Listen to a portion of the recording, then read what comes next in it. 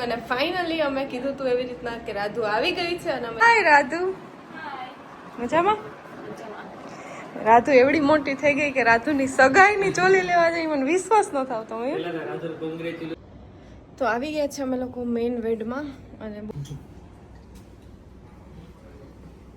કેવું લાગે? તો ભાઈ રાજુ ના તાઈ તો ગેમું જેવું તેવું હવે જાય બીજે સારું લાગે એમ કઈ. અત્યારે પણ મેનુમાં છે શ્રીખંડ નહીં અને રાધુ આવી તો અમે બધા હમણાં જમવા બેસી જાય. હા મહેમાન માટે થી રાધુ માટે ના રાધુ તું હા બે ખરેખર તું રેવા દે. હા તો એ તો અમને ખબર છે.